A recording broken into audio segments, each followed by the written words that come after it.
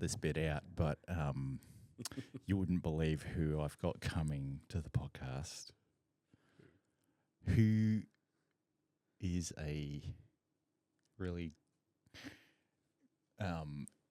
influential or like popular photographer here in Melbourne. Are you? You can't bring yourself on. I'm already on the podcast. Shit. To be honest, mate, I'm not really in the scene with other photogs, in all honesty. Oh, really? Not really, no. Because again, you were one of the pinnacles that I was actually following from a long time ago. You, Ethan, Ebb Society 2. Outside of that, there's not really many other photogs that I actually follow. Right, okay. Intentively. Okay. But okay, I'm going to keep it a secret then. Please. I'll keep it a secret. No, because I know it's impressive if you're excited about it. He is I think one of the reasons why I have the approach that I have. And I've got him coming on the podcast. Now I'm excited. Because he's done that for you. Yeah. And that was like 8 years ago. Okay, don't tell me. Don't tell me, because I want to find out, and then I'm going to absolute fangirl moment him. Yeah. That's amazing. I had Emily Williams on the other day. That, yeah. So she was a runner-up on the second season of Idol. I had no idea. I'm like, maybe I should start doing some research. With the people coming in? No, absolutely not. Nah, because I don't know. There's something organic about like. But it's also finding out, and then you get the reaction base, and you get all of this, and you're like, I wouldn't know what to do. Yeah, 100%. You get the reaction, right? And I'm still stunned. Yeah, and then That's amazing. Kicking goals on this. And then I had I had another runner up from The Voice, Sisters Doll. Yeah. I'm not familiar with that. Yeah, this was like a couple of seasons ago. Right. I had the lead singer on, and I'm like, sorry, what? What's the basis in finding that stuff out? Where's the questioning coming from? And, how do you get to these points and you go, whoa? I like the questioning starts off with, tell us a little bit about yourself. And Right, blah, blah, blah. okay, all right. And it's like, so where did you place in the reality TV show? I did think it was strange that I got an email from their social media manager asking questions about, the podcast and like what questions you're going to ask and whatnot? Yeah, like what questions or directions and all this type of stuff. Really? And I always that's a trigger point for me because I'm like, okay, this is probably someone important, but I still didn't do any research. No, again, I think you've highlighted it best in saying the organic aspect of things. I think that's what really makes this, more authentic and, approachable. And that's what I like. I love listening and looking into these. Like I care.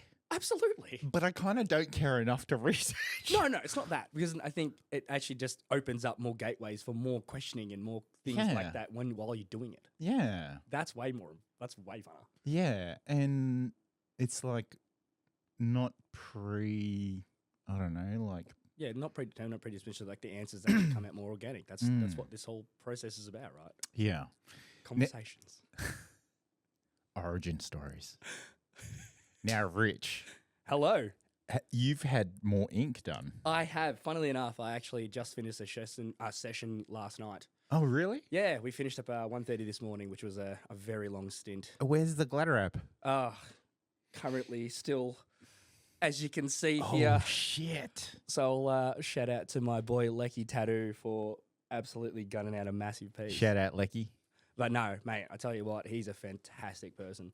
I think when we discussed it yesterday, he was just talking about the process and everything, and I just said, to be honest, mate, I came to you and I came back because of who you are. I said, most people can do decent tattoos in Melbourne, and there's so many, artists out there, but what you provide and your care is why I come back. It's the service side of things. Again, you can get that product anywhere else. Yeah, 100%. You know what I mean? I think like people will go back to individuals that they trust, Absolutely. and if you've already had work from him, Mhm. then yeah. And then chest, that was disgusting. Don't ever do that. Mhm. And then completed the sleeve. So yeah, all of a sudden it's just been a whirlwind of sporadic decisions. Now, when did we do our last podcast? Man, it's been a while. was it but like- still. It was was very it- early days in May possibly, yeah. or April? Possibly, yeah. I think maybe April. Yeah, Mm. you were doing. Did you end up doing Miami Fashion Week? No, I actually ended up going to Hawaii Fashion Week. Oh, for, Hawaii. That's right. Yeah, I went a part of Sea Witch Swimwear. So I went for Simone. So I've worked with her a few times and she's fantastic. But that was a whole ordeal in itself.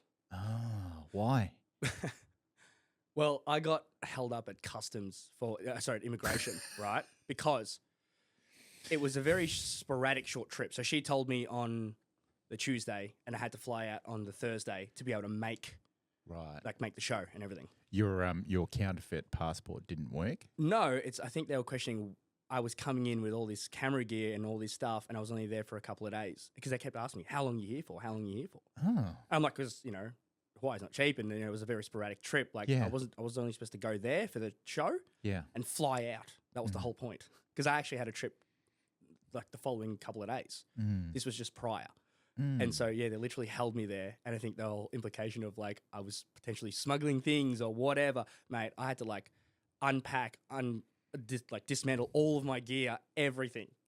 And they held me there for almost 2 hours. It was In wild. immigration. Yeah. How weird. Yeah. It was so funny. But no, yeah. So Hawaii Fashion Festival was actually really fun.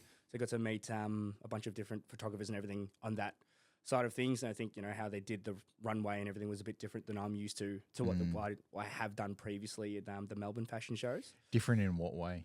I think it's just the setup. It was a bit more, to be honest, a bit more like Islander blasé sort of vibes. It was actually really nice and everyone was really friendly.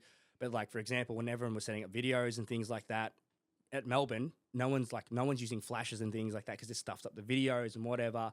Everyone was just going ballistic in there. And I was like, whoa, I'm not set up for this. Like, I didn't know what was going on. Mm. So, but I think it was also tricky because I pretty much had, we missed call time in a sense that I think they just changed the times but didn't communicate to the rest of, the teams. Mm. So what happened was, we missed essentially the practice runways when everyone was walking down. You get to practice, you're lighting it. So I was just running and gunning.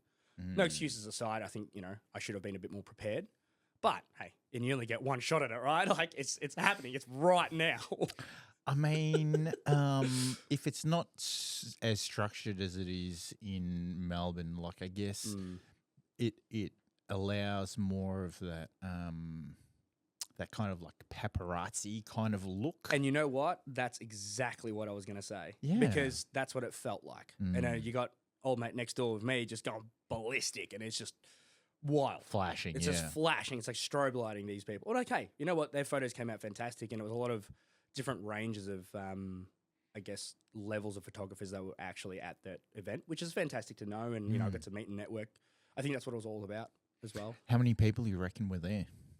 I reckon on this stage, 20, 30 photogs on this stage comfortably. Oh, wow. Yeah, with like a bunch of other people running around on the sides and everything. So it wasn't too bad because I think there was multiple events happening. So back to back to back. So I think a few people were there for multiple of them. And for example, I was only invited for one section. So I came for one section and and just kind of enjoyed my time. And Waikiki Beach is not a bad place to be exploring. Is Baywatch there? I was bay watching. Absolutely. You better believe I walked my ass down to the beach and bay watched out of that water. God damn. As you can see, I'm very fit at the moment. Bill, I got a bit cuddly during winter, but hey, I still did it. It was fun. Hey, it's all good. It's all good. What? Remind me what you're shooting with. Is it a Nikon? No, I'm running. What? No, I'm running a Canon R5. Oh, that's right. Yes. So, Oh, boom. actually, funnily enough, right? So this is a really I actually talk about this all the time. Yeah. About why I got this camera. Yeah. And I was like, funny, because I was actually on a podcast with one of the guys that I've been looking up to for a while, blah, blah, blah. And he asked me a question, is like, do you want to edit less? And I said, yes. And he goes, buy the camera. Yeah. And he goes, buy the gear. Yeah.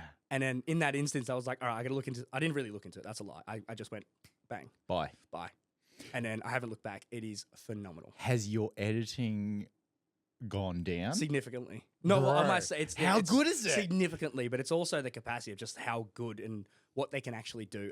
To be honest, I don't even feel like I'm scratching the surface of what this camera can actually do. I got the 24 to 105, the camera Z lens. I didn't know how good that was either. Yeah. Still using it, underutilizing it, I feel. But Yeah. phenomenal lens. Yeah. It's just hard because I want to put it on a gimbal, but I can't because the lens is bigger than my so future. big. Bigger than your future. Tell you what.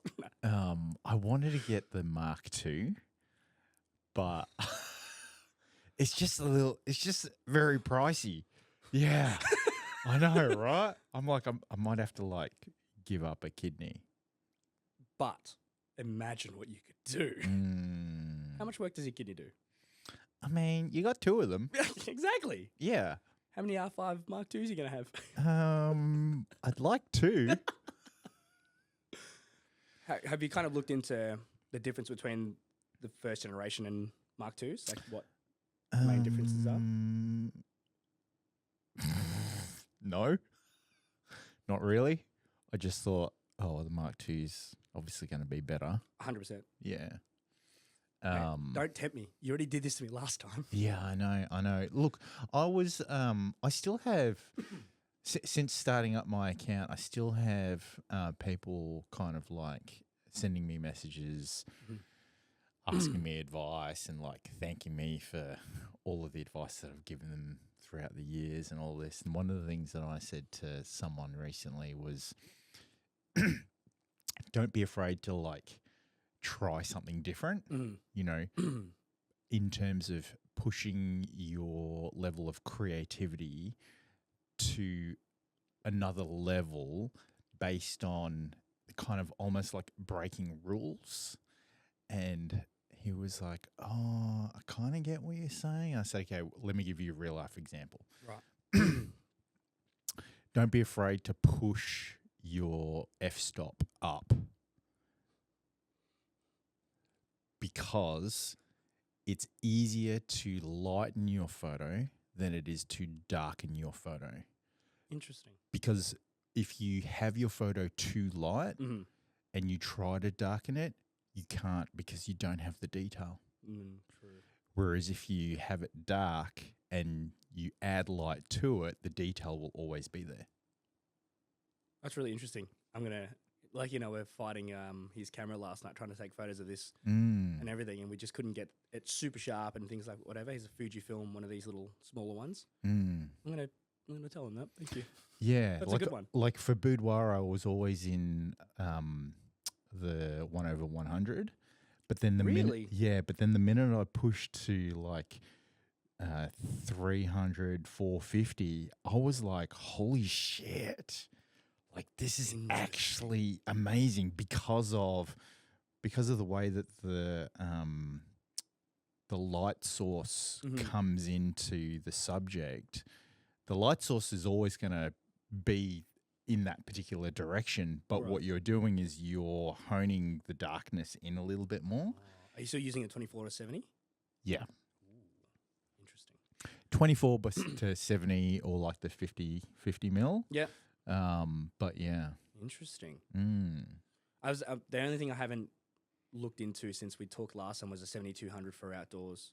Oh yeah. I'm still looking into that. I think that would be a really interesting one to have just for other events and runway if I do that again, those sorts of things. Yeah. But I think I discussed this with one of my best friends, Tori, recently on our last shoot, which is awesome. But I was talking about kind of narrowing in more of just a niche and making sure that I'm good at that. And, producing work that I'm like, yes, I'm proud of that. And just be able to do that well, rather than trying to do, 10 different things and be average at all of them. It's applicable, yes, but for example, I know better angles doing bikini lingerie at certain beaches and things rather than commercial shooting in the city.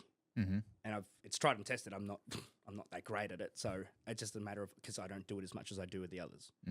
So yeah, different clientele and things as well. But I'm kind of trying to pull all of that back.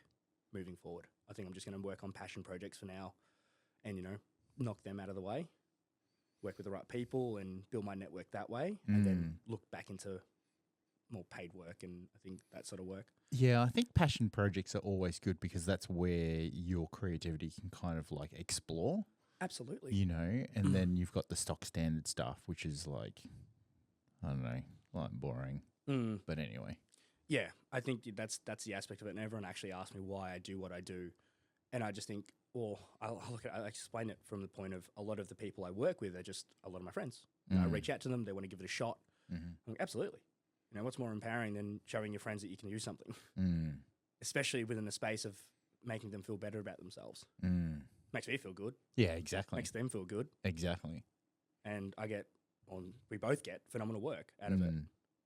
So other than like reducing the amount of projects that you're doing or the amount of repetitive stuff, what's happened in the last 6 months? What do you think has changed in your style or the things that you've been doing?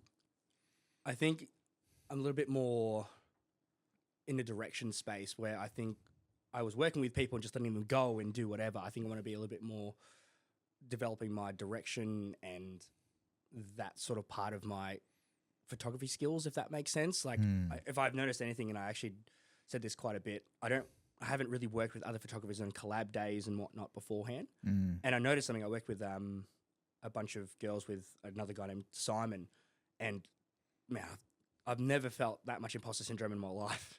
Being at a shoot, it's not like I haven't done it before, but watching him in terms of like setting up lighting, directions and everything was given, I was like, wow, I am severely underprepared for situations like this. And I think that's what I've been trying to develop in the past 6 months. Even before that happened, I was, there wasn't an inclination for me to need to do it. And now I look at that and go, wow, this is my next step. This is how I can produce the next better work. I don't have to rely on editing, all these kind of things, because I can just capture things the way it needs to be. Yeah. Touch things up, all that sort of jazz. But yeah, that sort of style. But I think it's also exploring different avenues and venues that I want to shoot in, Airbnbs and locations especially. Now, I've got recently told that, where I shine through and where my work is best is when I'm in natural light and outdoors, which is totally fair. Just where I came from. So I can see that. But working in studios and working with lighting, I think that's a new concept for me as well. Something that when you go out to a beach shoot, I'm not carrying massive lights or anything like that. I've literally just got my camera, pair of thongs and some boardies, and off we go. Yeah. So I think that's where the development and movement is going towards. Yeah, and I think it is always good to have an understanding as to where you'd like to develop, and then you just like slowly edge, a little bit more and a little bit more, a little bit more. Definitely, absolutely. But don't ever forget like your strengths, and I can definitely see that natural light and outdoor space is definitely your strength. And you do like phenomenal work. Like I saw that shoot that you did with Tori, and I was Great like, Ocean Road one. Did you see that? bro. I think it's one of those aspects. I think this is what I love about working with the people I get to work with, and develop the friendships that I have with these people and whatnot. Is that I'm so excited. Like when we both capture something, and I've taken a shot. I looked down at my camera and I went. And she's like, what happened? I was like, I ran over, I showed her. She screamed, I screamed, we all screamed. And then she was, the moment was that she was wearing ice cream? Yeah, I wish. And she was running back to the bag so she could, she was trying to get undressed, trying to get all this. I'm like, this is what it's about. The enjoyment level after that sort of things is just like. It's the reason we do what we do. Absolutely. And then when the photos actually came out and I got a few edits out, everything like that. And I just looked at them, I was like, this is easy. Like, this is why I do it. Like I just looked over it and over and over, and I'm like, wow, I'm proud of myself for being able to do this, but also proud that I got to do it with one of my best friends. And I'm like, this is fantastic. I'm proud of you too, man. Thank you. And different tone from last time. I feel this is definitely something that I'm working on. Yeah. My next question is, how's your video work going? Well. TBC. I pressed the record button 3 times so far. Oh, we're working on it. All right. I think it's one of those. The R5 is really good for video. Trust me, I understand that. No, I think that's where I was going to get the whole gimbal 24 to 70 kind of combo. Yeah. Because again, trying to mount the 24 to 105 is incredibly difficult. Yeah. Because like, I don't want to be carrying a rig or It's anything like fucking that. heavy. It is, and It's it's so very heavy. top heavy too. So it's very Yeah. much like this. Uh-huh. Again, excuses aside, if I do, it's more of a, if I had the equipment in that space and, I'll actually try to get myself doing it and whatnot. Very much still on the cards as much as I said last time. But I think working with Tori and some of the other girls closely, they're actually asking more and more frequently. Because before, I'm like, they come to me, photo guy. But I think they're more leaning towards like, we need some more videos and we need some reels and blah, blah, blah. I'm like, I would love to be able to do that. And the good thing is having them in my corner is that if I do go, hey, I've got this project I want to try out. Can we go down to the beach and try some reels out and blah, blah, blah. And they're patient enough to do it with me. Yeah. Because like at the end of the day, I'm still learning and whatnot. But No, you're a professional. It's just a professional development curve. You're not learning. if I stop learning, then I'll stop enjoying it. Someone said that to me the other day. Oh, no, that was about something else. Because actually, I'll challenge it. You know that whole saying like practice makes perfect? I always say practice makes progress because you'll always keep learning. And perfection implies that you've finished because it's perfect. So Well, practice makes progress. perfect practice makes perfect because you Love can that. practice something wrong and fuck it wow, up. that's a really good way. I've never thought of it like that. Yeah. Like Perfect if practice makes perfect. like if you're at the gym, right? Mm-hmm. And you learn the wrong technique, you ain't never going to do it properly. You've just blown my mind. That's awesome. I'll blow your mind some other way. I've got the smelling salts right here. I did actually say that, and I'm thinking, well. Yeah. It's funny. I've had a very long night and a very early start. Oh, So are you ready to be woken up? I actually don't know how to take this, but this is going to be great. It's actually quite funny because of that joke. Wait, have you tried it? Yeah. I've tried it a number of times. Bro, I'm still on the first packet. I ordered 3, right? I ordered 3 and the day it got delivered, I like opened it up, I got 3. I'm like, sweet. I'm like, holy shit. Like I opened the box, just the box. And I'm like, holy shit. No way. And then the very next day, I get another 3. I only bought 3. So I've got 6. Right. Yeah. Explain the whole thing behind it, like why use it and all that jazz. Well, it's the Juman Fufu Juman Fufu's. It's the strongest smelling salts. It does have a bunch of warnings on here. Excellent. But it's the one that Joe Rogan uses. Oh my god, you kidding me? Where'd you get it from? You have to buy it online. And then wait for it to come in the mail. But they fucking sent me 6. And I only bought 3. I'm excited. Bro. I am excited, not gonna lie. When you mentioned it, I was like, oh boy. So the joke about... I was having this conversation about being woke, right? And I was like, have you woken up? Like, do you want some smelling salts? And the guest was like, this is such a bad dad joke. I'm like, I know it is, but that's what I do here. Wouldn't be a pod with you if I didn't get one. No. We might leave it till the end actually because I think you might. Is that going to knock me? Is that like knock me off my shoes or something? What's going on here? It's really going to clear the airways. I can't wait. Yeah. Hay fever and I don't get along very well, so this is fantastic. Are you a hay fever person? Super. Bro, you can go home with one of these. Just take a little sniff every day. It absolutely can. Like I literally, as soon as the sun hit my face today, I was just puffy eyes, started sneezing, copped it. And playing golf in the morning, it was not a good time. That's bad. Why did you take any antihistamines? Now I did, yes. Oh, now you didn't do it beforehand? No, I was a very sleepy boy. My fault. How many holes did you play? 18. Always 18. Always. That's a lot of... Yeah, my shoot cancelled, so it was a last minute thing. Yeah, it was a lot of grass, a lot of pollen, It was windy. Oh, worst. Cranbourne. Yeah, we're playing out in Cranbourne, so Right. it's very windy there. Right. Fuck it, let's do it. We're gonna get your I'm reaction. a little nervous. Okay. Okay. That's Do what I'm you excited want to about. read the warnings? Can you read them to me? Do not stick under other people's noses. Do not sniff closer than 30 centimeters. Sorry, 30 centimeters. Yeah, it says 30 centimeters, but like you go like that. Is that what we're doing? That's what I've done. That's what you've done, right? Do not use more than a few times per day. Use immediately before intense exertion. Immediately close bottle after each use. Well. Podcast is going to get very exciting. Yeah, warm to room temperature before use. Store upright in cool place. All right. So what I want you to do is just take. Right. So I'm going to just move this hang on. away for a moment, and then I'm nervous. I don't know why I'm nervous. You're just gonna like take the lid off and then just go like that. A big one, not a big one. No, don't do a big one. Don't do a big one. It literally says "ah." Yeah.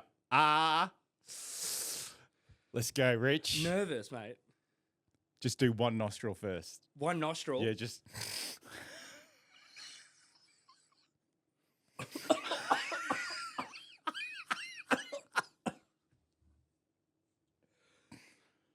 I'm crying.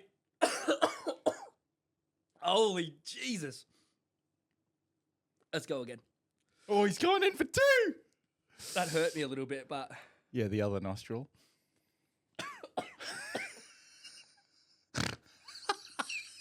that was so much worse. Oh my God. Hey, I can't leave you in two land. Oh, God, why am I'm crying. Why am I sweating? I'm crying.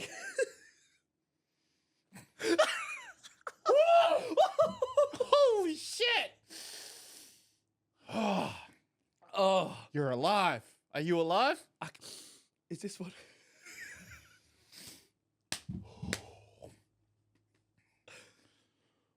I'm still crying.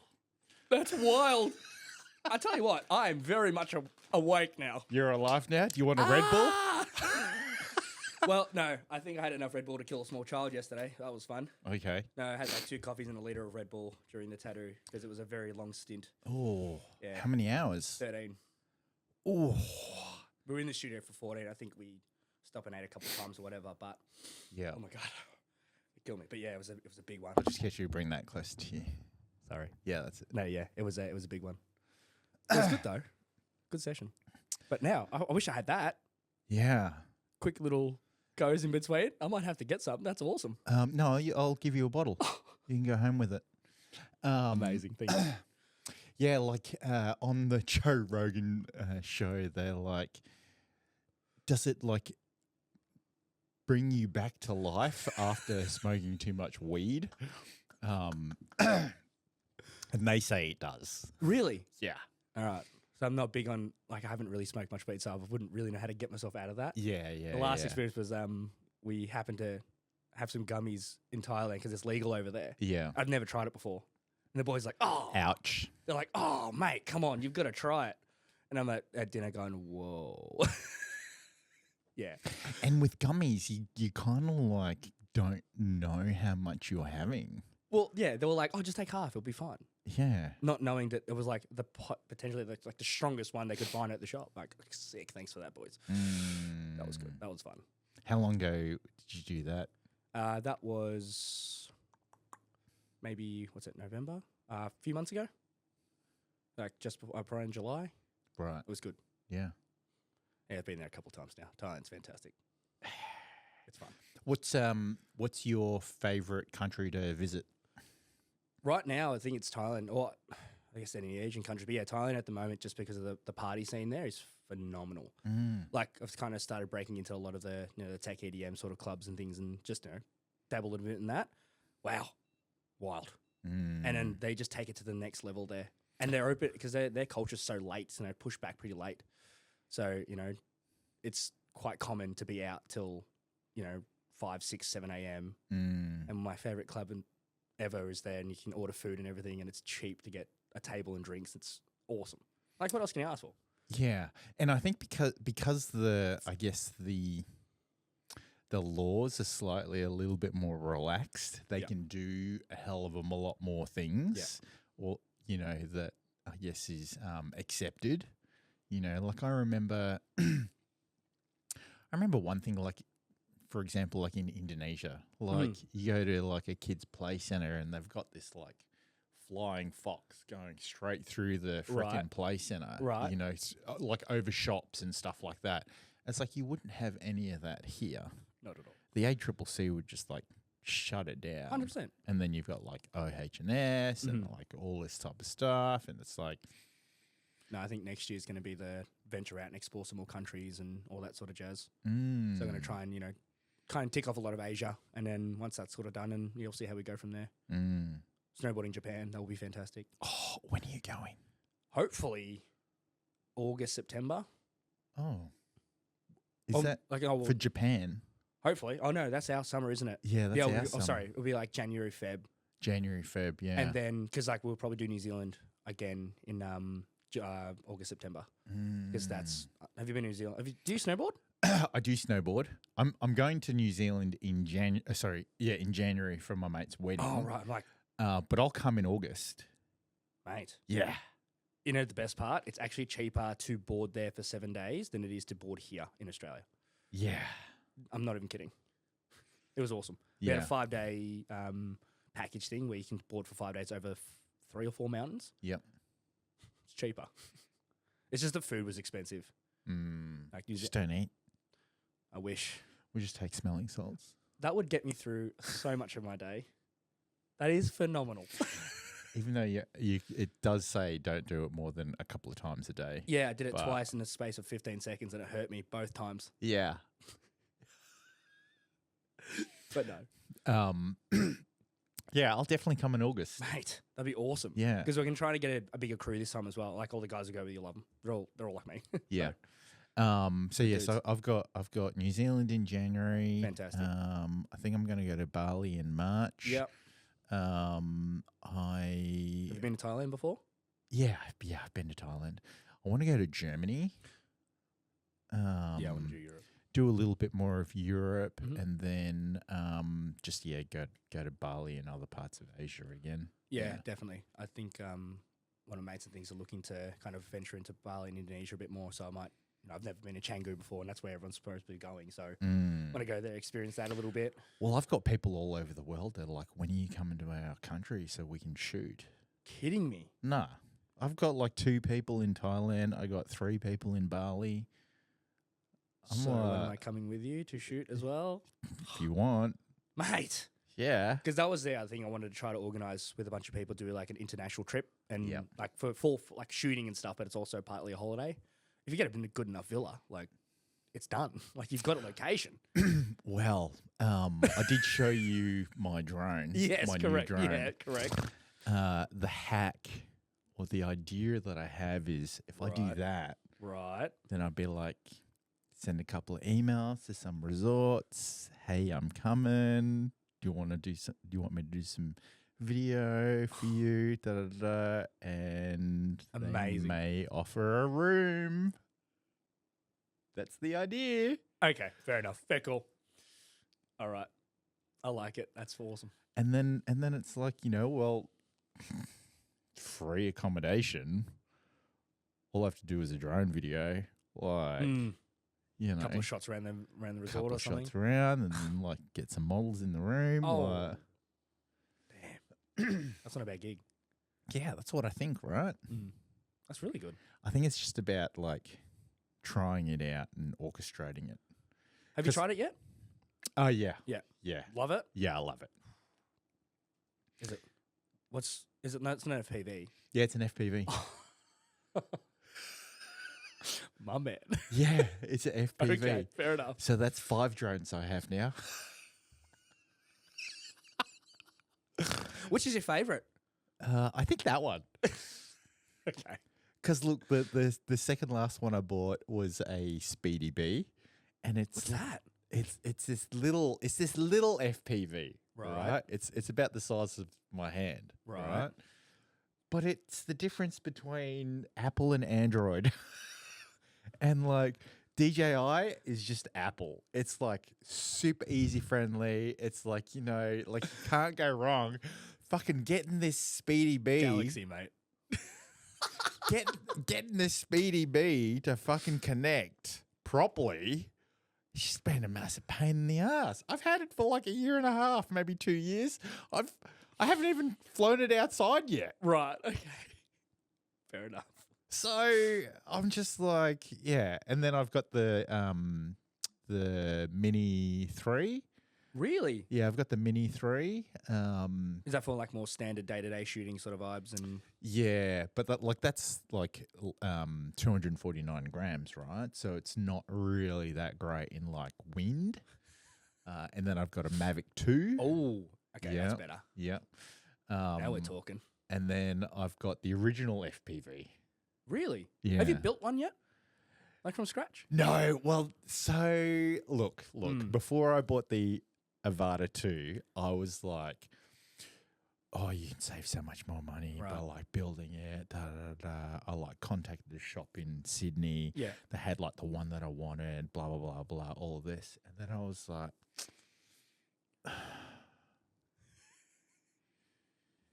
do I want to have the same pain as I went through with the Speedy B?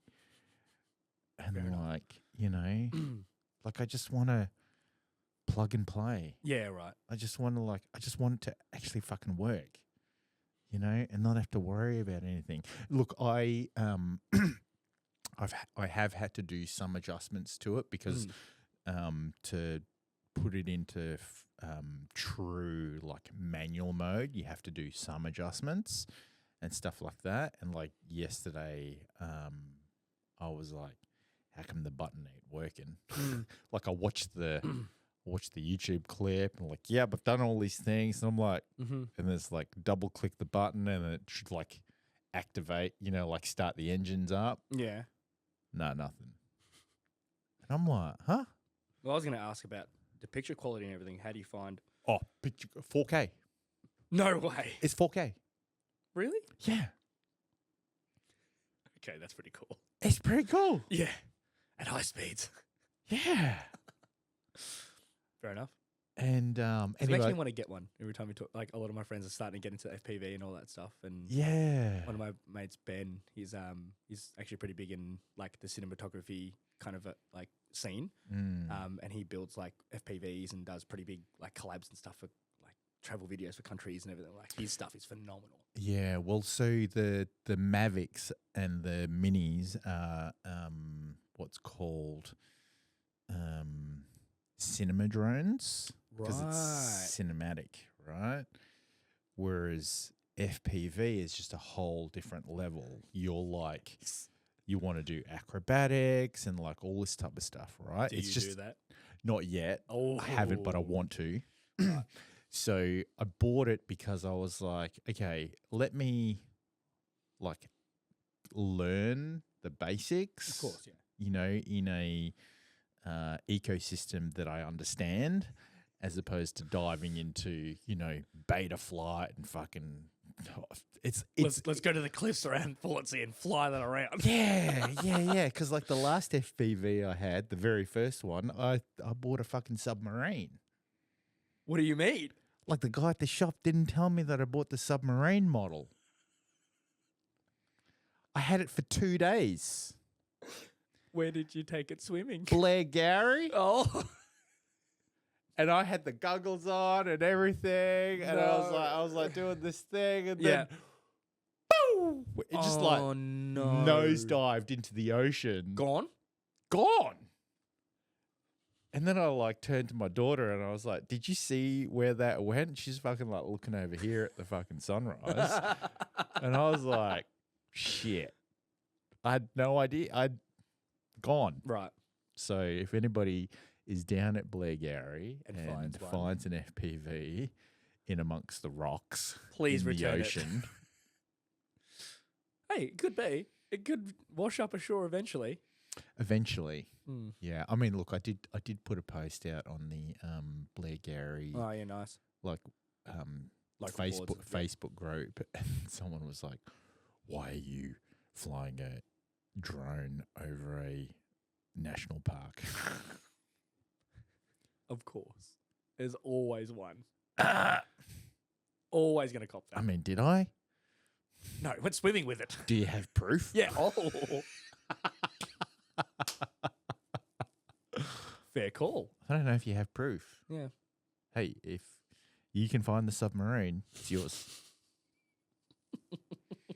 I literally called the shop and I was like, I think you sold me a submarine. They're like, what are you talking about?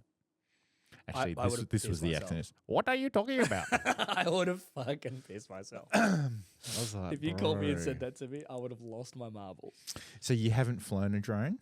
No, I've only done just your basic stuff. When I was in real estate, I was trying to do some like real estate photography and things like that.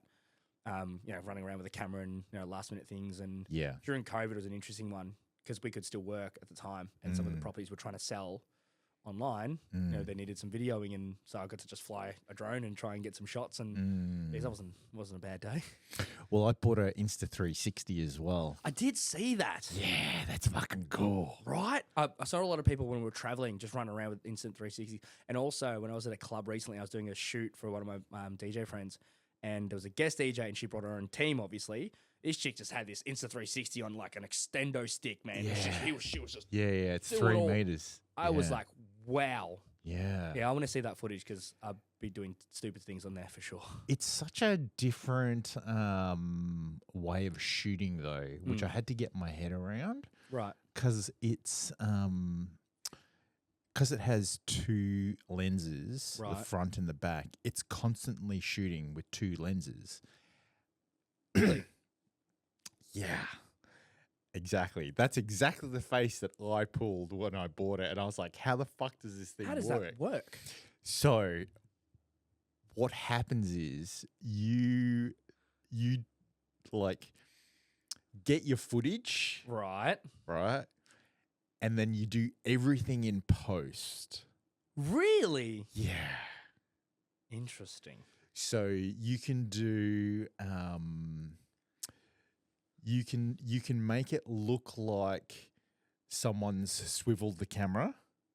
So if I'm looking at you and then boom, I'm looking at me, you can do that By just having it there. by just having it there. You can Oh my God. you can have ultra wide, you can have like not warped at all, and then you can have what's called the tiny planet look. Is that when people put it in the mouth and then go running around and it's like a really funny... Yes and no. Because if you ever did one of those videos, I'd lose my marbles. Yeah. I'm actually thinking about doing one of them. Where is it? I'll just show it to you. Yeah, okay. No, it'd be really cool because I know my friends were trying to use it and stuff, doing videos with those, like they're going to like the Grampians or Wilson's Promise or something. They're trying to do videos with those. It's Like a bit of cinematics. But no, I'm definitely interested in seeing what they do.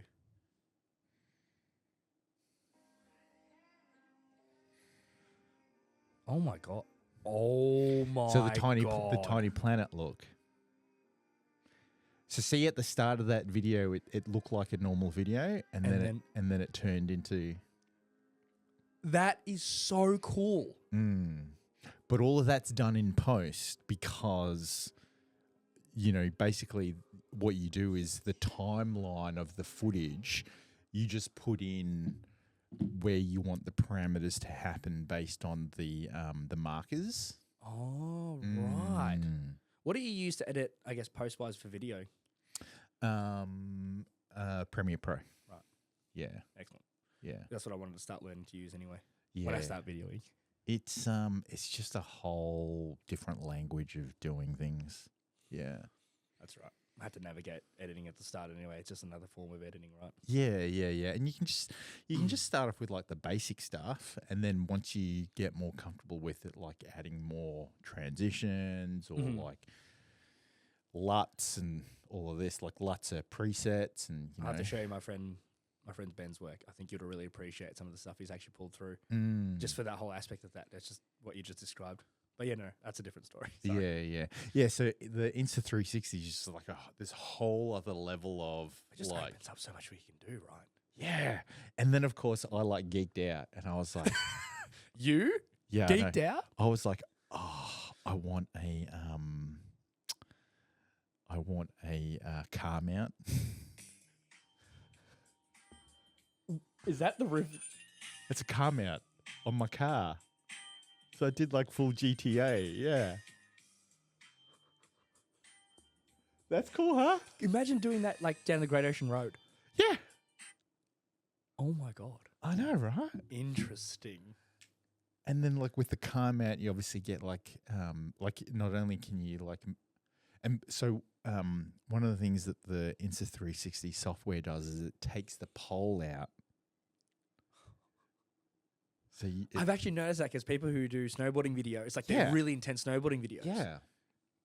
Oh my God. And then I bought the Pin drop moment. Yeah, and then I bought the underwater case as well.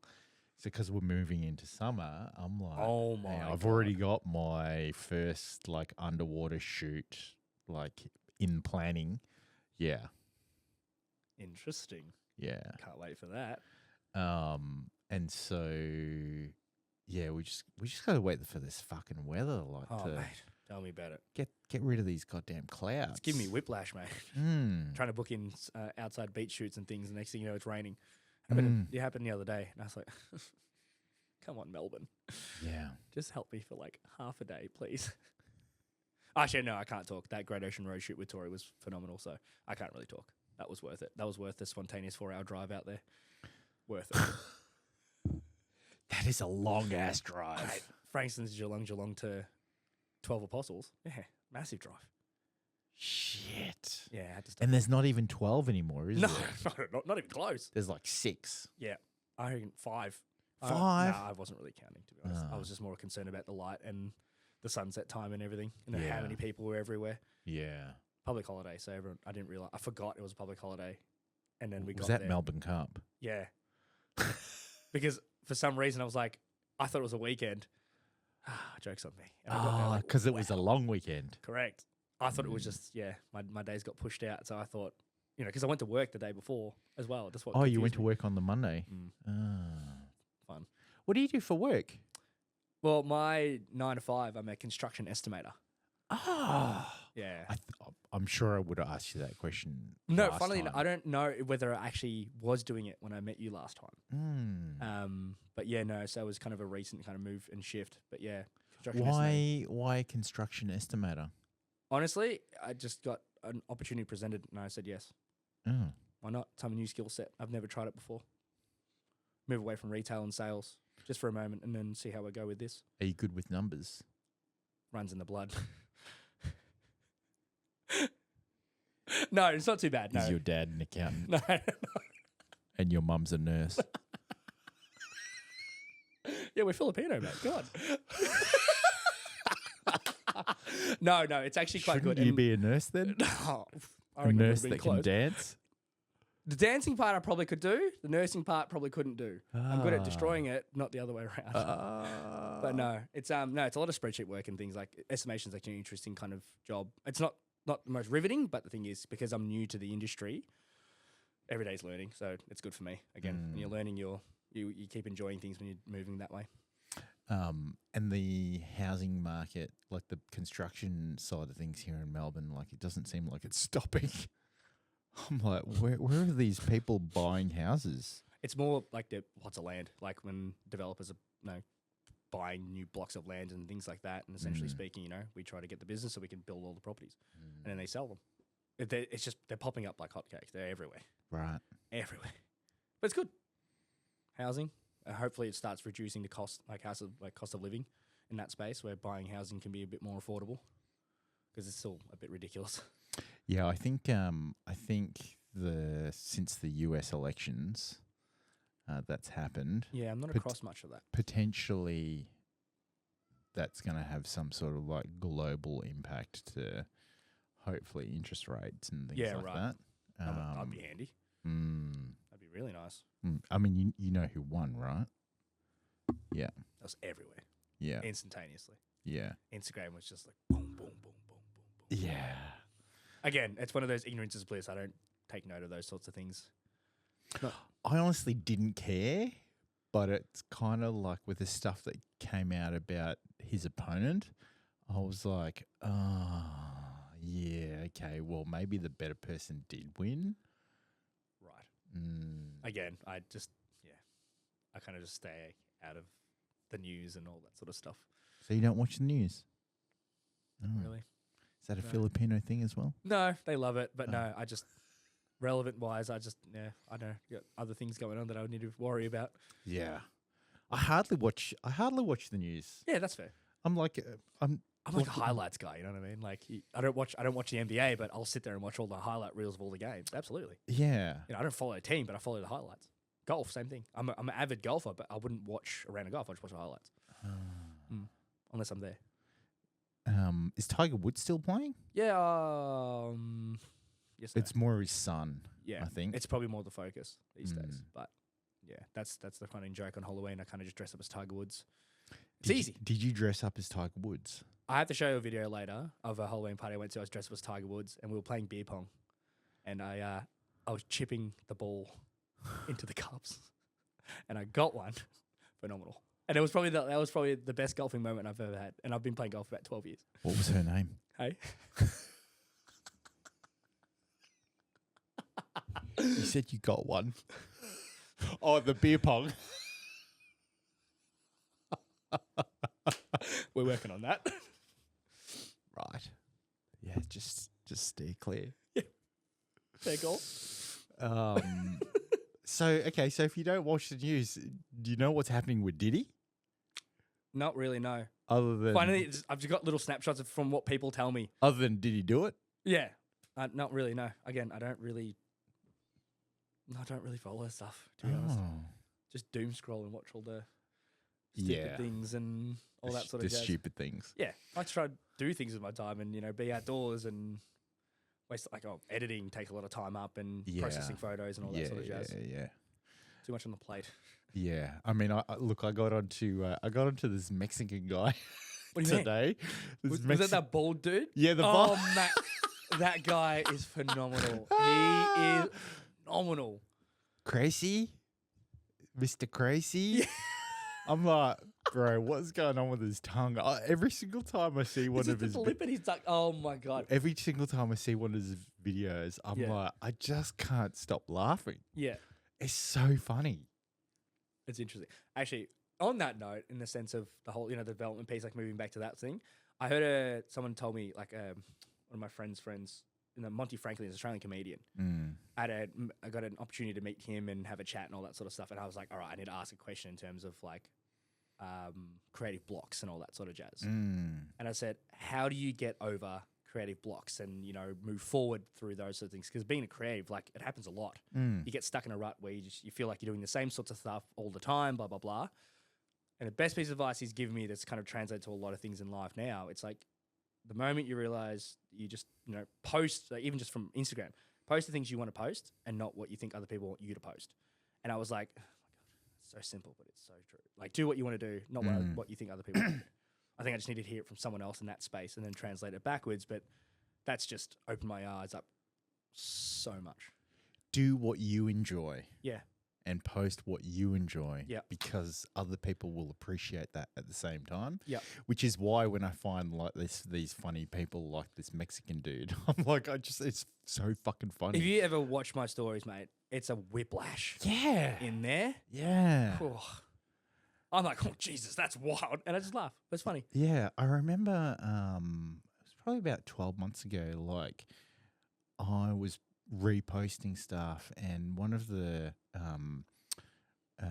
well-known traveling international models, she commented back and she was like, this is so funny. And I'm like, yes, it is so funny. I'm like, that's exactly what I want people to say. Right? And I said, that's why I find this shit. And it just shows people more about my personality or what I find funny. And it's like, yeah, that's And she's exactly like, that's why. so true. Yeah, like that's what 100%. you need to do. Because some people are very serious about what they're, all like very manicured and very curated. And I'm actually following this guy named Ebb Society too, Ethan. Really lovely guy. And I've been talking to him for a while now as like, a fangirl sort of guy, kind of just following his work and saying, he's fantastic at what he does. But just watching his stories and stuff, it just makes me laugh. It's all the things that I would enjoy and found funny, but at the same time, it'd flick over to, the music he's listening to and then all of a sudden it'd be like post, and then like funny memes. And I'm like, why haven't I been doing this? Like, what is going on? Like, I was so nervous when I post like personal things on my Instagram and whatnot. But I'm like, now it's so much better in terms of like, for example, if I'm prospecting and reaching out to new models and things like that, it's good to know that you're just a normal person and all that sort of jazz, and having, your face more or less in front of them rather than some random account messaging saying, hey, do you want to take photos? I get it. So I think that makes it better. Do you still get nervous? Messaging? Yeah. I know you said just then that you get nervous like posting stuff. I did, but now I don't care. And that was a development piece in the last 3 to 6 months. I don't care anymore. And that was... Yeah, again, it's my space, right? And if you don't want to, if you don't like what I'm posting, don't follow me. Plain and simple. Don't watch it if you don't like it. If you have an opinion, great. Everyone's got an opinion, but at the same time, it's what I want to do. It's my space. You don't have to do anything about it. And then, again, that hit me when Monty said that to me, and I was like, wow, holy shit. You reach a certain level when you don't care anymore. I agree. And it's all about. There's that book about not giving any fucks and all that type of stuff. But it's like when you don't care, I think you end up being more authentic and more real to yourself, and then you attract like for like individuals. And I think that's probably the biggest lesson in terms of quality of people around you. Like, I said to you before, you're a product of your environment and the people within that environment. It's very cliche to say, but, you need the right people in there pushing you forward and doing all those things. Like, don't get me wrong, it's not that I don't care about what I'm posting. I care about the work I do with the people I do it with. I care about them. I care about what we're getting out of this together. Yeah, That's what I care about. Someone said to me recently, when's the best time to post? And I was like, oh, look, it really depends, da-da-da-da. But then I was like, I just don't care enough anymore. I'm like, I just post when I post. And look, I get it. Look, I still look at the stats. I still look at the most, the most whatever it is, time, blah, blah, blah. So when is it? Oh, it's like 9 to 12. Well, at night, and I'm like, last time I had this conversation with someone, I asked them like, when do you think we should post? And they post twice a day, and they go like 12 to 1 and 7 to 8. I'm like, why? And they're like, dinner time and lunchtime. I'm like, oh, makes sense. Yeah, I get it, but like, and look, I'm not at the level of shooting that I was like when I was shooting last year. Yeah, great. But like, I don't know. There comes a point where once you realize that you can train your algorithm, it doesn't matter what time you post. Right. Do you still think of the whole frequency thing, like posting like twice a day is a good thing? I reckon you should post more. Right. Interesting. Because I'll look into that.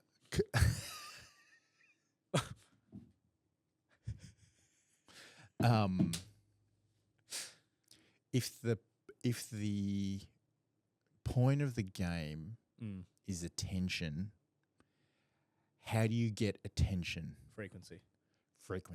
Inconsistency derives potency. Correct.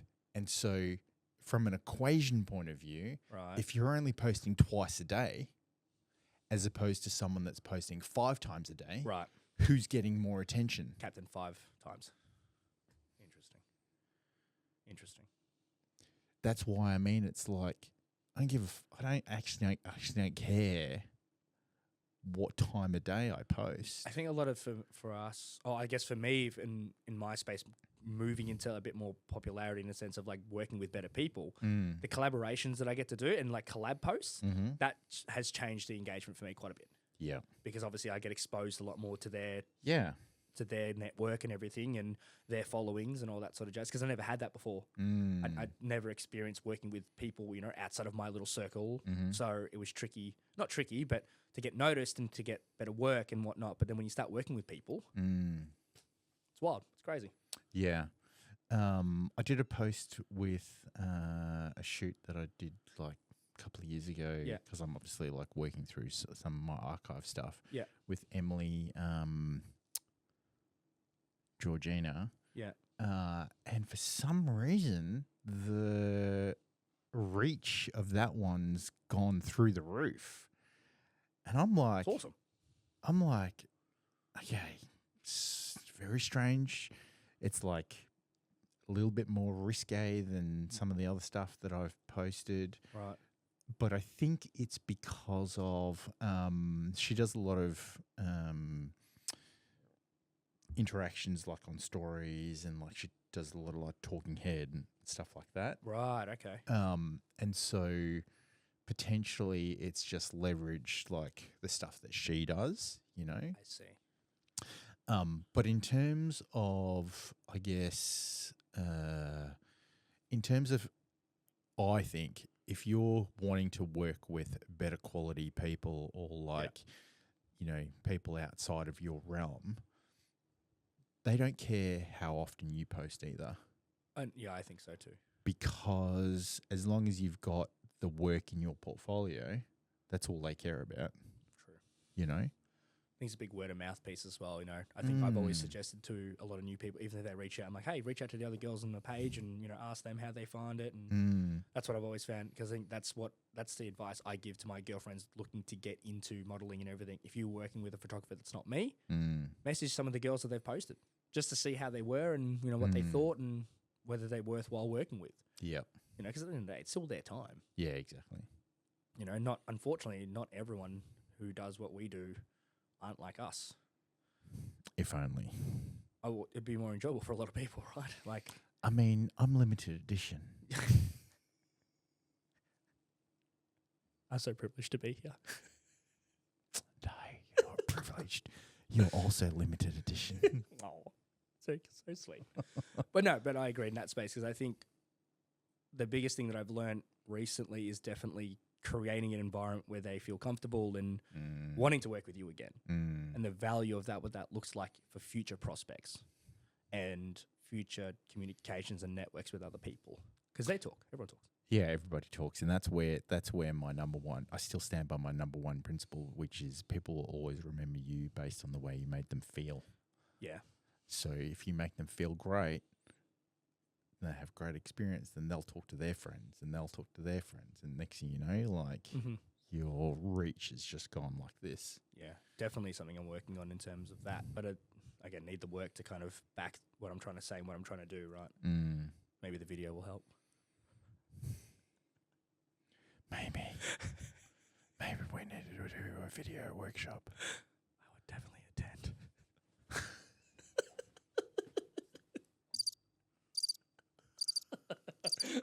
I'm waiting.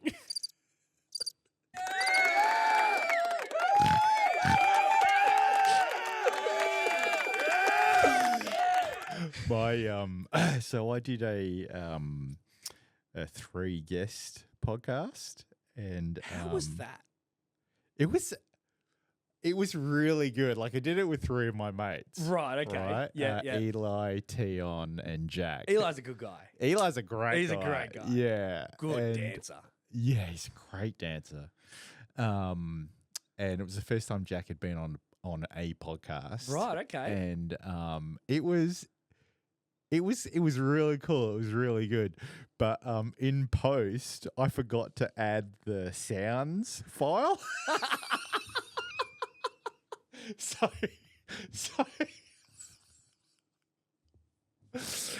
in the Spotify episode and the YouTube episode, you just see us or hear us laughing. And I'm pressing all the sound effects buttons. Yeah. And you can't hear them. Is that hard to do? Like to miss out? Like No. Right. No, it's not hard to It's do. just something you It's missed? just something that I forgot to add. That's so funny. It's so funny. I have to go back and watch that one because I did see that. Because I'm actually going to ask you like whether you've had multiple guests and stuff, and how does it work with the equipment and everything. Yeah. Well, I ended up buying 2 Osmo Pocket 3s. Right. Okay. And so on top of the digital SLRs, I use them. And That's nice. yeah, That's a nice one. it just works. It's like really good. So The setup's definitely upgraded. Like it's awesome. yeah, thank you. It's awesome. Well done. I want to do another episode with the 3 of them. Yeah. And Love it. because we just had like this like real cool energy of like banter, and just the questions and the topics, and we did the smelling salts as well and Love all that. of this, and yeah. Actually, well, I do have a question for you. Actually, coming like now, you've had a lot more experience in terms of like running the podcast and being on with people. What would you say is some tips for people who want to look to get into this? And like, for example, during the podcast and whatnot, like what would you say would be good tips for them as well? I think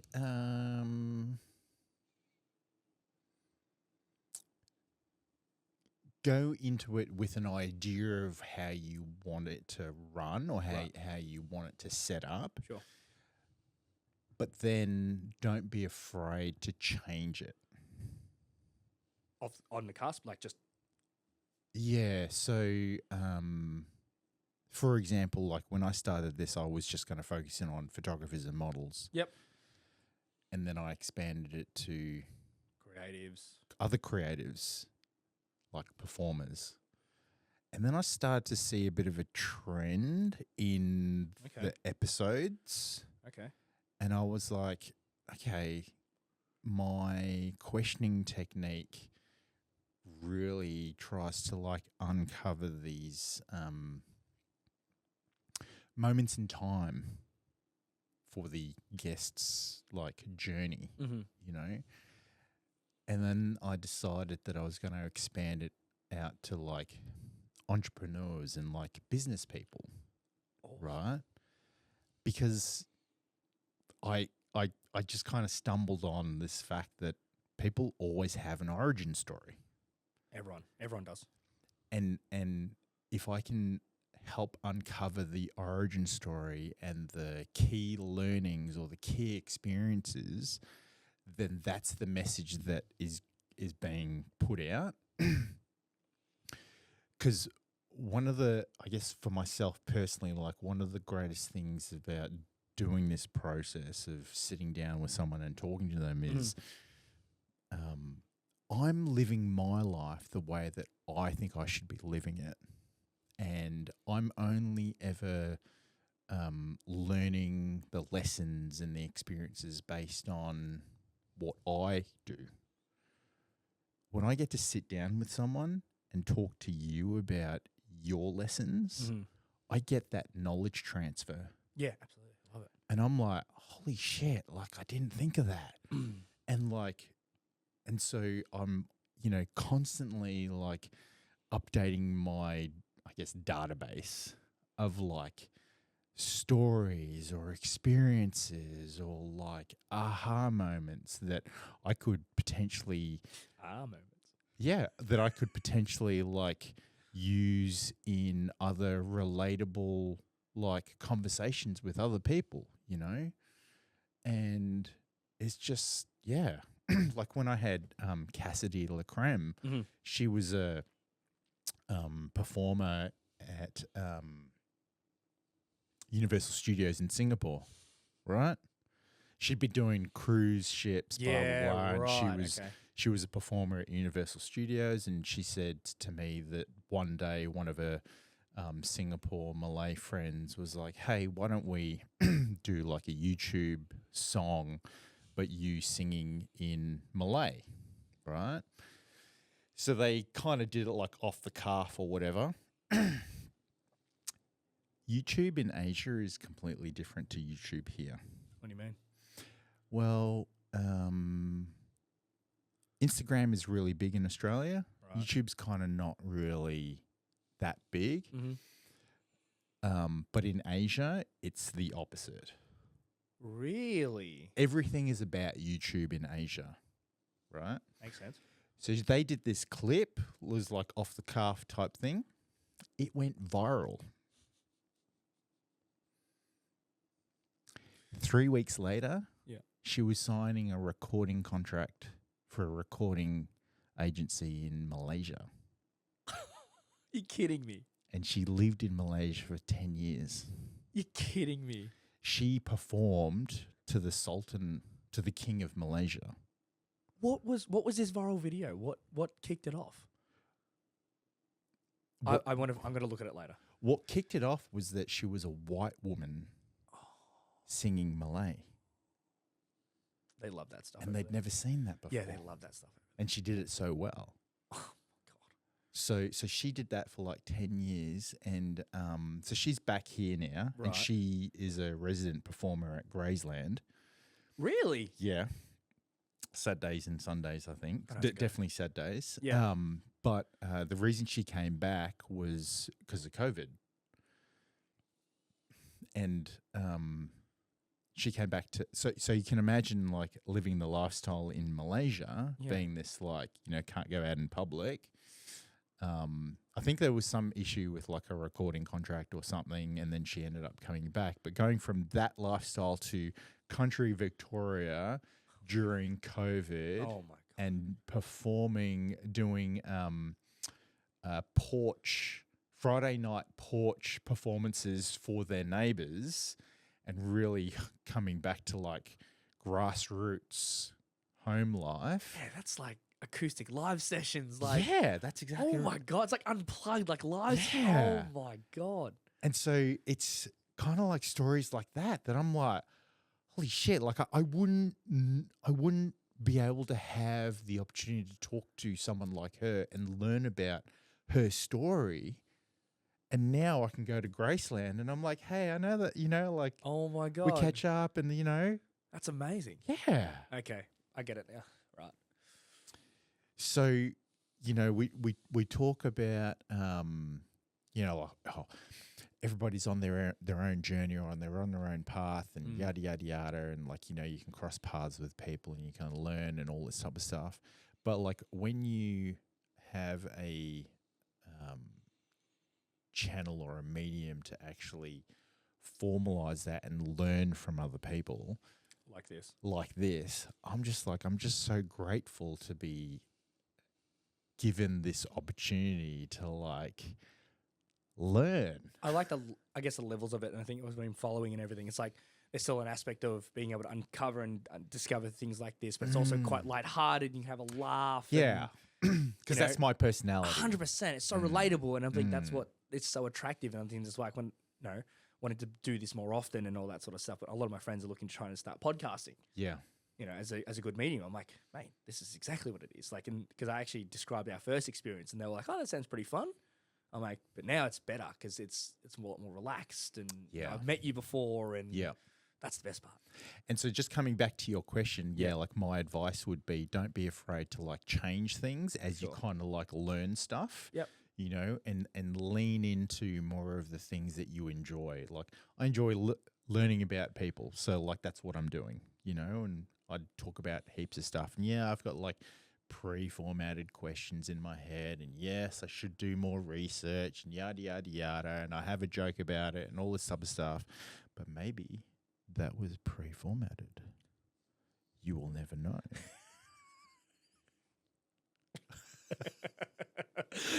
Is that the nose biz? No. No, I don't need another hit of that, please. That'll hurt me.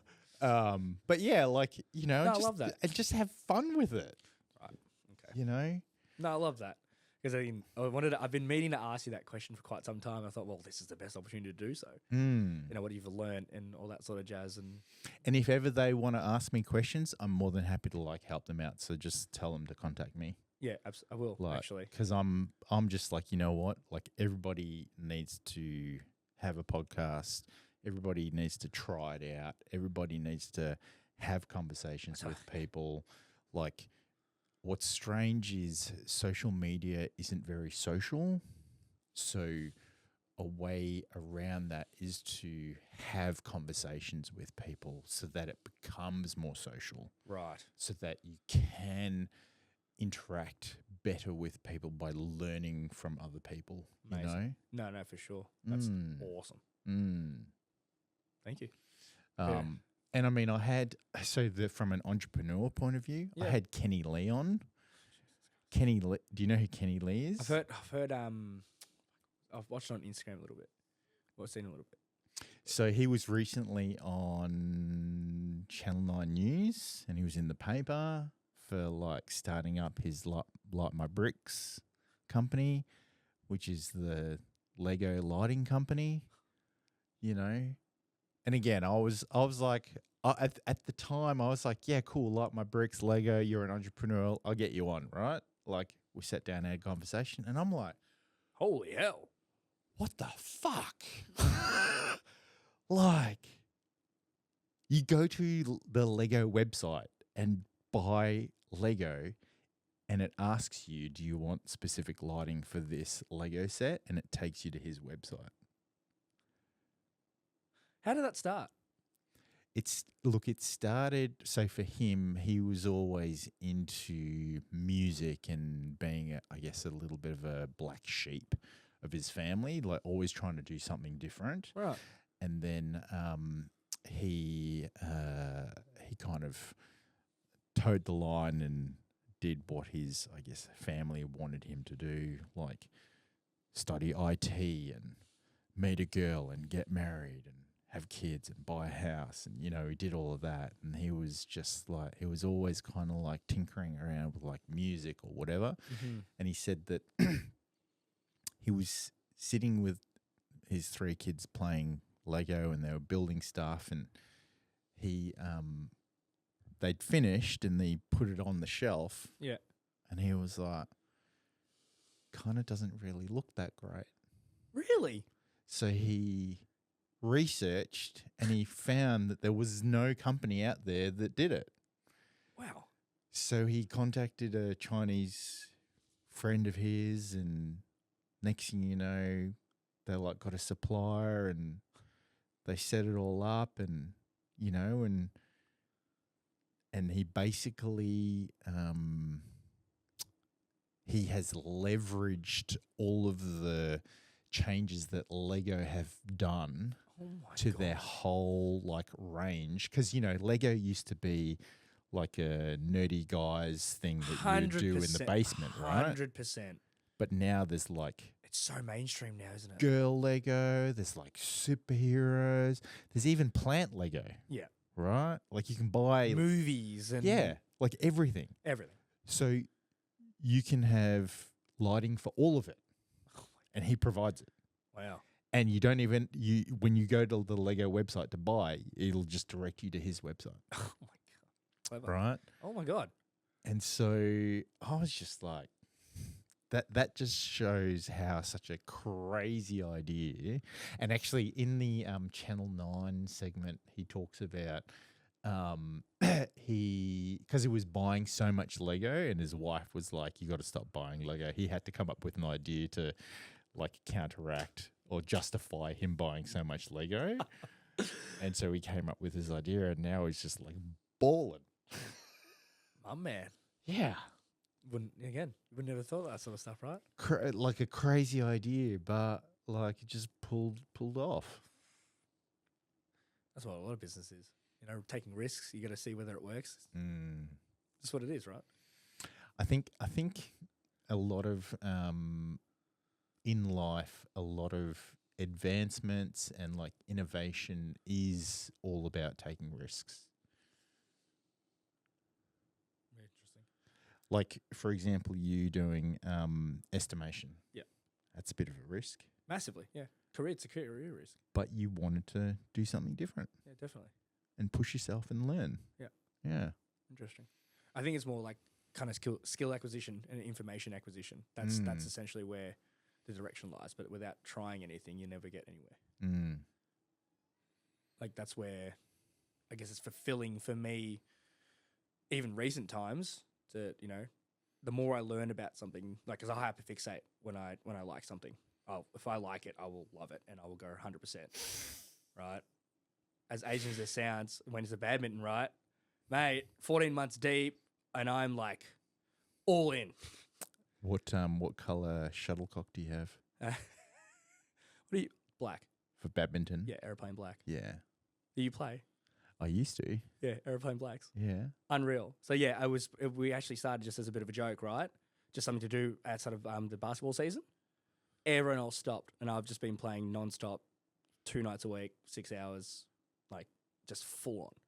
And now I'm like right into it. And I'm like, if I never tried that or even tried to think, but the reason why I loved it and the people I meet now is that they're teaching me, and you know, I'm humble enough to understand that they're a lot better and I need to learn. But I'm just learning every time, and it's awesome. Makes it so much more enjoyable. Now everyone jokes about it. I'm like, it's a hard sport, but I like the equipment behind it. I like, you know, I research all the equipment and all that sort of jazz as well. And that's what I love about like playing new sports or picking up new hobbies. Do you think there's a particular characteristic to the individual that enjoys this process of mastery? You know, because it's No, it's a fair question. It's 10,000 hours for like to reach mastery, right? Mm-hmm. But like, not every single person that I've come in contact with will have that kind of like edge. I think it's an innate thing. I think it's not. You definitely build into it a lot more. Like if you're competitive as a child and things, I think that develops through. Like if you kind of pick up all these habits early, like you can kind of go two which ways, right? So for example, I've had guys that I've known who used to play, for example, they're like oceanic champions of table tennis at a young age, come through all the way until they were 18. I love table tennis. Yeah, right. Until they hit 18. Once they hit 18, half of them went to the party scene. The other half went and played for Australia. You know what I mean? It's Jonathan Wells, who I had on the podcast, Yeah. he played table tennis against Roger Federer. No way. Yeah. Really? He won a competition on Instagram, and then he got to go to the Australian Open. And then he was in this like influencer section, and they were playing table tennis, and he got called to play against Roger. That's wild. Imagine. I'm like, did you win? He's like, nah. I said, did you at least hold the bat the Correctly. professional way? Yeah. He's like, nah. Fuck. Hey, it's still good to play. You get to meet him. Oh, yeah.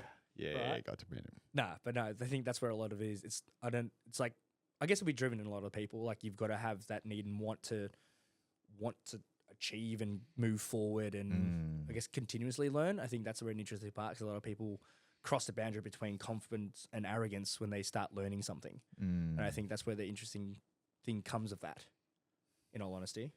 But it's definitely, yeah, I'd say personality based. And Do you think the cavern between confidence and arrogance is large, or is it small? depending on the person. It's quite subjective. And again, this is what I always say to a lot of my friends. I'm like, I hate and love people for their capacities. You know, there's also this is why I find people so interesting at the same time. Because everyone's so subjective. You know, you'll never get the same 2 cents from someone, and it's always good to meet people. And this is why I am the way I am, because I want to talk and meet people. Because, like you said before, it's all about finding out what they can show you and what they can teach you. You know, it could be a bad thing. And you're like, I don't like that. I don't like that person. That's fine. But you never know if you have that conversation piece. You know, I think arrogance comes down to people's intentions, and sometimes those intentions could be perceived the wrong way. correct. Only because I've had some people say to me, like a couple of years ago, I think it was, they were like, "Oh, you're so arrogant." No I'm way. like, "What?" I'm like, "What are you talking about?"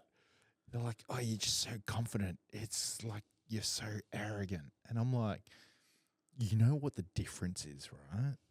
Difference is like my confidence comes from just being confident in who I am and what I do without any intention of malice. You think, right? I'm a realist in the sense of like I know where my capacities lie. Like I know where my strengths are, where my value is in certain aspects. Like I quick to say sorry if I'm wrong. Don't get me wrong. But the problem is, it's like, you know, if I know in that space. Like I can see where that comes off again, as I would seem arrogant in that sense, but I'm confident in what I know. So Thank you. I'm confident in that. you're confident in your arrogance. You just need to work on your video. I think the bit that gets me is just your smile. Like Why? if you try to be arrogant and then you smile, I'm like, bro, you're too friendly. I can't. You hurts just me. called me a cunt. I can't. He just called me a cunt, everybody. Because you're so arrogant. That's Bro. why. Yeah. But no, I think, yeah, you're right about that whole aspect of things, like the broadening of that. But yeah, I've seen where people like blur the line very quickly from a title base, right? You know, I've had friends who are like, oh, I'm a model. I'm like, yeah, but that doesn't make you any better than anyone, you know? Yeah. Right? And that space, like, it doesn't make you any better. And there's like that aspect of that line and that borderline. Whereas I've seen the other way as well, where they're very good at what they do, but they're just not confident at all. Yeah. Yeah. Anyway.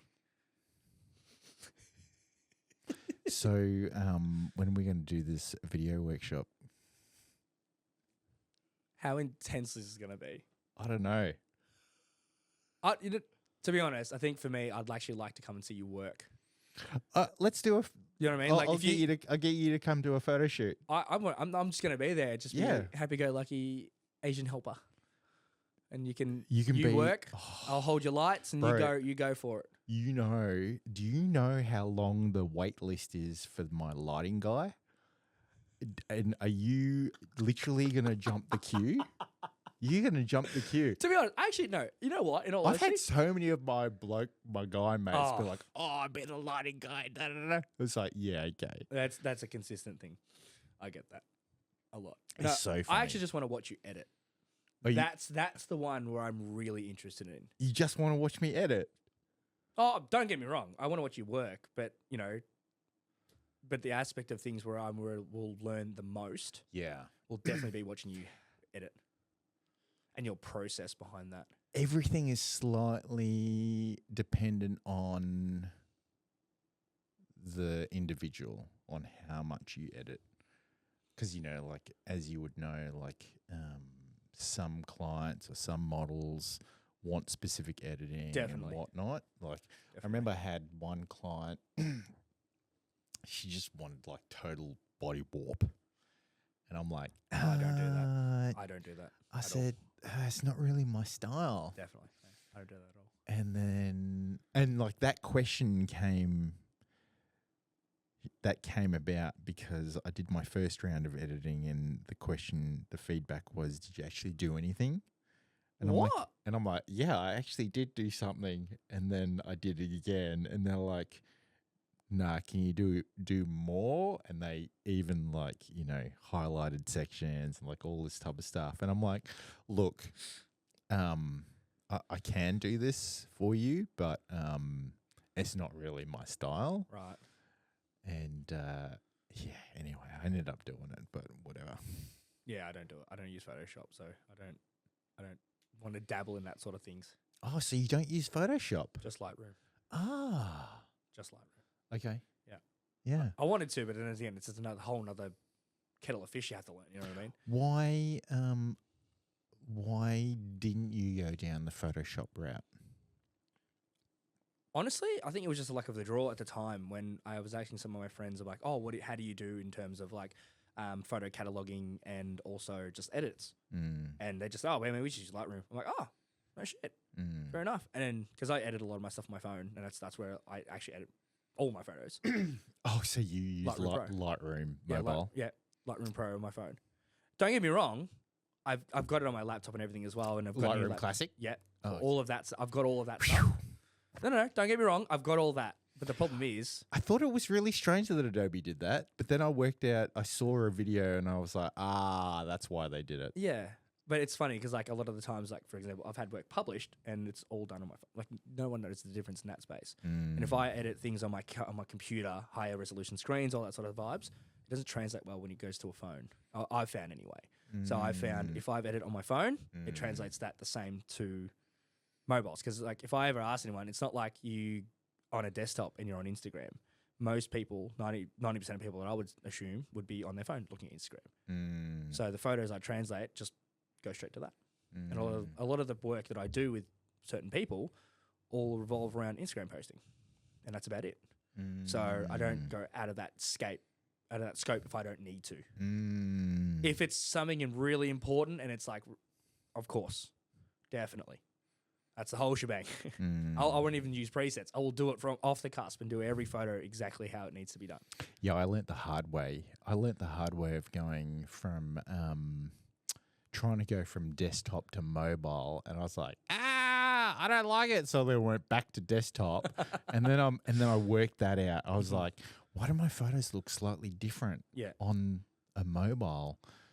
And then I tweaked and I tweaked and I tweaked, and I was like, okay, I tweaked it enough now. Like, I'm happy. Like, I literally just have to be comfortable that I know it's going to look okay on mobile. Oh, of course. And I get that too. But I think I look at it and go, it's fine in that space. But again, if it's important or if it's something major, I would definitely try to do it, to what they need it to be.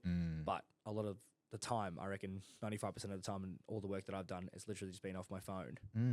I'm grading the phones, obviously, and everything like that. But yeah, it can do, like, phones these days can do everything. So, and Lightroom Pro is amazing on your phone. So it doesn't, I don't feel like I'm losing out, if that makes sense. You trying to sell me on that? Well. Let me show you. Are you secretly working for Lightroom Pro? Well, you're the one trying to get me on Premiere Pro, so. Yeah, but that's video software. Yeah, I know that. But see, that's definitely something I want to learn. That's on the cards for sure. Like Premiere Pro, and then like I'll use Photoshop to some degree, but I only use it to reduce photos down to a size for publication. Gonna get the 300 DPI, mate. Shit, 300 that's DPI. Like so basic. 100%. Well, that's what I use Photoshop for. I mean, at least you know that's what you can do it for. Yeah, because I don't like adjusting and amending things like that. That's not my style. So I don't do it. I color grade, and then I can send you photos back. Like, if you don't like the angles, that sort of side, that's what we got to work on then and there. That's why we do a lot of reviews. So when you do a photo shoot, you do a section, you go back through, you look at it all while we're doing it, because I want you to see what you're doing, what you don't like, what you do like, and then we can review. Do you actually ask them? Absolutely. You're like, what do you like and what you don't absolutely. like? It's collaborative. Like, I try to make it as collaborative as possible. So when we're in a shoot and all that sort of vibe, I kind of explain that stuff, moving into it. And I let them DJ the music, because I want them to play their own music so they get comfortable and they want to dance to whatever they want to. Because more free-flowing, feelings makes the photos look more natural. That's the interesting piece. And then if I can show you all the work and, like, what do you think of this? Do you like this? How do you like your pose here? Those sorts of questions, I feel it helps them bring them into the experience as well. It's not just me saying, do this, do this, do this. It's not me. I'm not posing. I'm just taking the photos for them. But I want to get a nice photo for both of us. So I'll take a photo from an angle which I feel would be great. I'd probably show them a little pose in there or something if I need to. But then, if it doesn't work, it doesn't work. That's the beauty of the SLRs and things we have these days. You can take thousands of photos instantaneously. How many photos on average do you take a shoot? About 2,000, 2,000 to 3,000. Holy shit. Depending on like how many outfits and how long. So for a standard 2-hour shoot, anywhere from 1,200 to 1,800 is probably a 2-hour one. And that's like me going pretty ballistic. Those sort of like beach shoots are probably, they can be less, depending on the lighting. Like 4-hour shoots plus, they're like the 2,000-3,000 sort of vibes. And especially if it's for a brand or something, it's completely different, because I just basically just hold the trigger down and just off we go. But it's obviously the processing after that, which is the pain in the ass. Do you just use Lightroom when you're like looking through 2,000 photos? Fuck. I look at every single one. If it doesn't work, I delete it. Every single one, every single time. Because I make sure they're the ones that are usable, or I would deem usable, if that makes sense. Then I can translate that to the girls. They pick the ones they want. I'll edit that for them, and off they go. Damn, that is time consuming. Yeah, no, I get that. But again, that's the process I've learned and I've grown up, I've come through with. And I feel like it's it's a sharing experience for both of us, because it's both our work in that space. That's why I like what I do, because it's not just about me and what I like. It's about what they like also. Mm. And, you know, if they come back to it and saying, you know, what you said about how that makes them feel, mate, if they come out of it and they go, that was fun, Yeah. I got something out of that. You know, I use AI in my photo proofing. Really? How so? Mm. I've never tried that. Yeah, that's the beauty about using Lightroom Classic. Sorry. I don't think there's AI that you can use on a mobile. I can remove things with AI. Yeah. That's about it. But you can't. I don't think there's a. So the software is called Aftershoot. Right. And so basically it has a look at 3 parameters. Do you set the parameters? So sorry. It has a look at 3 criteria, and then there are parameters within those criteria. Right. So blurred photos, closed eyes, and duplicates. No way. Mm-hmm. I'm sorry to say this, but it can look through 1,000 photos in 6 minutes. That'd probably take me about an hour to process about 1,000 to 1,500 photos. It'd probably take me about an hour. Wow. For real. And yeah, for real. And then it will use Lightroom's metadata capability, which is the colors. Sorry, stars. Oh. So it stars them. Oh, no. So I know way. that all the 5s are all the good ones, all the 4s are the potential good ones, all the 3s are duplicates. Sometimes it gets it wrong, so I still look through the 3s and the 4s, and then I review all the 5s. But the 5s are a hit. And then I have a look at the 5s, and if there's and my system is so it goes through. So the AI will do the stars, and then I'll use the colors, and I'll go. All the 5s are green. All the 4s are orange, and all the 3s are red. Right, and I'll go through, and I'll change. I'll look at the 3 reds. And if there's ones in there that I think are good, I'll change the star to a 5. So then when it changes it to a 5, that particular photo is a 5 red, and the red indicates that the AI is the one that picked that one as a 3, right? So then when I look through the 5s, I go, okay, if there's a green 5 that looks very similar to a 5 red, Yeah. I'll just get rid of the 5 red because the green 5 is the one that the AI actually picked. Interesting. Yeah. I just think I didn't want to detach myself from that too much in a sense of that. Like, I wanted to be able to go, yeah, this is it. I'm a bit stringent in that space. Like, especially if you've done, say, 1,000 photos of one outfit, just off the cup. Like, you know, you didn't plan it, but you just kind of did it. Yeah. Then I'm a lot more stringent in terms of, like, what gets through, if that makes sense. You know, the hair or this or the eyes or whatever, like, very stringent in that space. But then, like, yeah, depending on also how much and what they expect to come back as well. I guess I started working off, like, percentages in terms of how successful a shoot is based on a percentage basis of returnable, reusable photos. So that was kind of something I was working on as well. Like, so if it's 1,000 photos, for argument's sake, 200 photos come back, 20%, it's not bad. You know what I mean? That's not too bad. Yeah. Because I generally say to a lot of new models I work with, it's like, don't expect every photo to be great. You know, you'll probably get maybe 1 in 10. You know, if you're starting out, maybe 1 in 10, 1 in 15. That might be the case. Or you start getting better. It's like 1 in 5, 1 in 8. Like, that's just how it is. Sometimes I'll shoot from a different angle, but then I'll move and it'll be completely different. But this is part of the collaboration aspect that I was talking about before. Yeah. Is that if you bring them in, you teach them things. Yeah. You know, I explain what I'm doing with like, to some degree. I try to explain some of that and how I set up lighting, whatever. And it, again, gives them something more than just standing there in a bikini or lingerie or whatever. Yeah, He's trying exactly. to give them something. So next time we shoot, if I go, well, you remember that quarter turn and we talked about? Give me that quarter turn chin down. And I'll be like, quarter turn, and they'll quarter turn without even me saying anything anymore. And I think that's where the learning aspect comes in. Yeah, and the fact that you're doing like a knowledge transfer with the skills that you've learned over the time to I love it, them, so that they can like enhance their whole experience But for think- like other shoots as well. But my favorite things is actually like the long road trip ones where I get to sit in the car with one of my friends and I can just ask them questions about what they do. Mm. Like my friend Mariah, who's originally from Queensland, but she's was big into like makeup and, you know, doing all that sort of jazz. She's like, you know, qualified and does all that. Mate, I sat there for 3 hours on the way to Wilton's prom and I learned everything about that process. Like how to like basically build up a face of makeup and just talk about that sort of stuff. Because like my thing is like if I go to a shoot, I want to have like a little case there to have, you know, emergency supplies for the girls or anything like that if they need it. But I want to know what's in there. I need to know how to build that up. But without talking, like that's the best of it. That's the collaborative bit that we shared then. It's not just for them, it's for me. They can Yeah, I teach me did so notice much. you had some makeup on today. Thank you. That's actually a skincare routine that they Is it- showed me. Is it Korean? Absolutely not, mate. Absolutely not. What do you mean? Because like they like the pale skin sort of vibe. Like, The Koreans? mate, you kidding me? Oh, trust me. Oh no, the Korean skincare is like the shit. Yeah, oh mate. It's I full mean, it's the bomb, not the shit. It's the bomb. There's a difference. on. Yeah.